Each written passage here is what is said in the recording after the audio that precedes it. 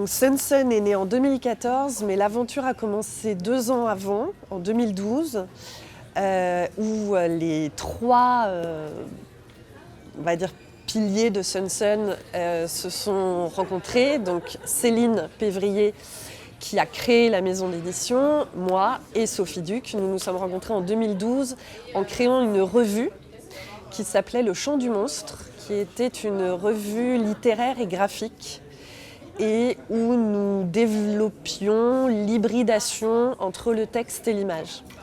On a sorti 4 numéros et au terme du 4e, comme beaucoup de maisons d'édition, on a eu envie d'aller plus loin, de diversifier nos productions, nos recherches, etc. Et c'est là que Céline a décidé de créer Sun.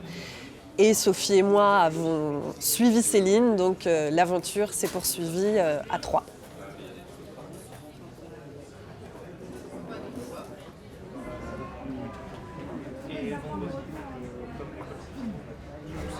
La singularité des éditions Sun, on va dire qu'elle n'est pas thématique, parce que notre ligne éditoriale ne se définit pas par un thème de prédilection.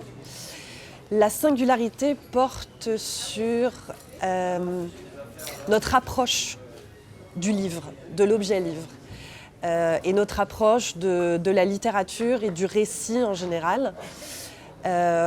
Pour faire simple, nous considérons que, évidemment, par définition, chaque livre est unique. Donc nous, en tant qu'éditrice, nous allons essayer de lui donner véritablement une identité propre. Donc aucun livre dans la maison ne ressemble à un autre.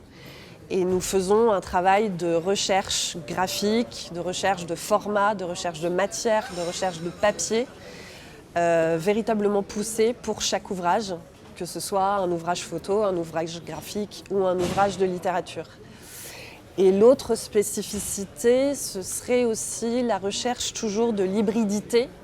Ça, c'est notamment visible en littérature. On va être sensible aux textes qui sont entre les cases, c'est-à-dire qui sont entre la poésie, entre le théâtre, entre le roman, qu'on ne peut pas toujours affilier à un genre particulier. Voilà.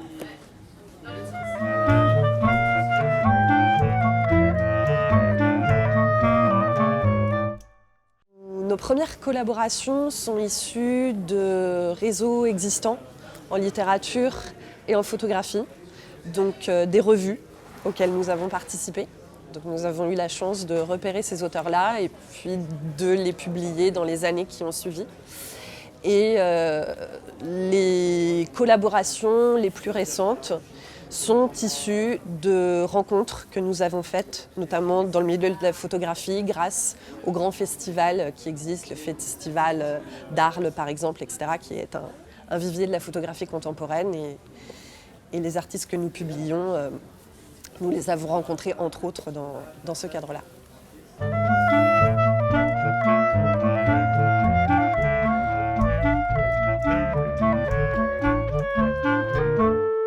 Parmi les livres de Sun, donc ils sont tous très différents les uns des autres, je vais vous présenter notre dernier livre photo en date, donc Noces ou les confins sauvages, d'Hélène David. Je présente ce livre photo parce que l'actualité des sorties de Sun en 2020 sera essentiellement axée sur le beau livre et le livre photo. Noces ou les confins sauvages est un récit photographique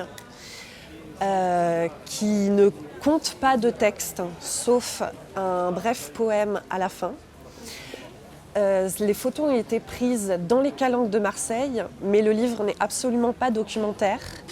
C'est une évocation de la place de l'homme au sein de son environnement naturel et des porosités qui existent entre le règne humain, le règne végétal, le règne minéral et la façon dont tout cela coexiste.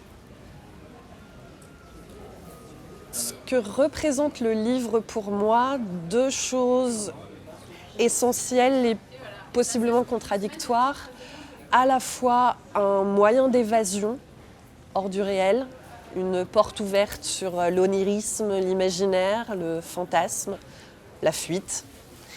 Et à la fois et dans le même temps, un moyen de se confronter au réel. Un moyen autre, mais pour moi très important, de rentrer dans une psyché, de rentrer dans une trajectoire de vie, de rentrer dans un contexte social, dans un contexte politique, et véritablement de me confronter à la réalité.